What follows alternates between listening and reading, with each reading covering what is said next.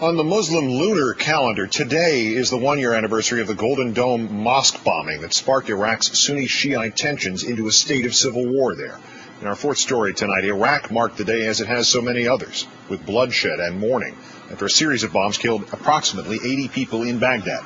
The attacks in a mostly Shiite neighborhood, in contrast to yesterday's claim by an anonymous U.S. military official that Iran, a Shiite country, quote, is a significant contributor to attacks on coalition forces and also supports violence against the Iraqi security forces.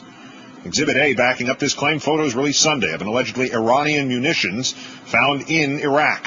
That anonymous official blaming shaped charges from Iran, known as explosively formed penetrators, EFPs, for having killed 170 American troops in Iraq since June 2004. All of this coming in Sunday's background briefing in Baghdad, intended to bolster the president's portrayal of Iran as a threat to Iraq's stability and to the lives of Americans in Iraq. But no Pentagon officials publicly attached their names to the new claims. No one representing the State Department, the CIA, Director of National Intelligence participated in the briefing.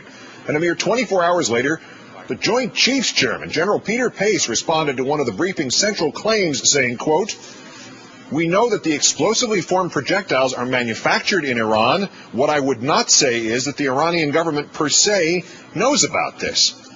Joining us now, University of Michigan modern Middle East history professor Juan, author of Sacred Space and Holy War. He blogs about the Middle East at juancole.com. Professor Cole, thanks for your time tonight. Thanks, Keith. Are we simply in reruns now? Earlier tonight we heard Richard Armitage's voice on tape in the Libby trial. White House overrules the facts the CIA had about Niger and uranium because it didn't like the facts. Is this the same kind of guilt by association kind of intelligence that was used to rationalize war in Iraq in 2002 being used to rationalize something against Iran in 2007? Well, it's like a bad answer to a mystery story. The people with the right motives are not being matched up with the right actions, and the whole thing doesn't make any sense. Specifically regarding that, didn't the U.S. government originally suggest that the aid was going to the Sunnis, the religious opponents of Iran, and now these Iranian EFPs are supposed to be going to the Shiites? Isn't that a 180? Is that not enough to make anybody with an IQ bigger than a walnut doubt that there is any connection between the two countries in this? Well, I think part of it is that they're reasoning back from facts on the ground. The Hezbollah pioneered with these shaped charges against Israeli tanks in southern Lebanon. So then when the Sunni Arabs in Iraq started using them against American armored vehicles, they thought, well, they must be getting them from Hezbollah in Iran.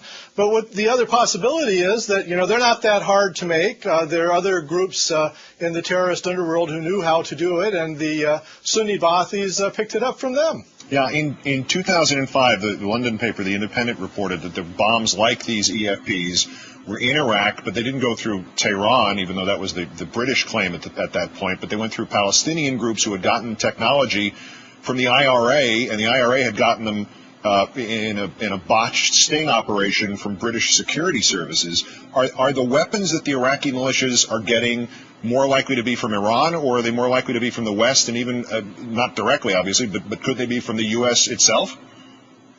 Well, the Sunni Arab guerrilla groups get their weapons from all over. There were 200,000 tons of missing munitions in Iraq to begin with that they mine.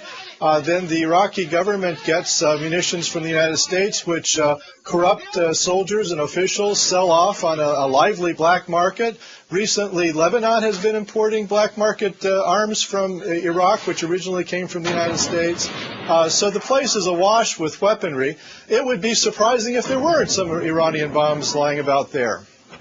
Now, Iran has been portrayed as an enemy, often with just cause from the perspective of the average American. But Iran tried to help us against al-Qaeda, and the Taliban helped establish democracy in Afghanistan, is today, at least officially, an ally of the new Iraqi government. And Colin Powell's former chief of staff, Larry Wilkerson, said that Iran had offered to help us in Iraq in 2003, and this government turned them down. Is the bottom line on Iran clearly visible? Are they enemy? Are they potential enemy? Are they potential ally? What are they? Well, Iran could fairly easily be brought into the cold, from the cold, I believe. I think that the Washington power elite, especially Vice President Dick Cheney, does not want Iran Iran's regime to be rehabilitated. They don't want to deal with them. They'd like to see them gone and overthrown. And so they seize on any pretext to put Iran forward. I mean, over 3,000 U.S. troops have been killed in Iraq, mostly by Sunni Arab guerrillas. Why aren't they doing briefings at the Pentagon about the Ba'ath Party and about the backing for the Sunnis from various local publics in the Middle East, which are allies of the United States? Why are they trotting out this Iran stuff? It's because they have it in for Iran. Juan Cole of the University of Michigan and of Salon.com. Great thanks for your time, Professor. Thank you.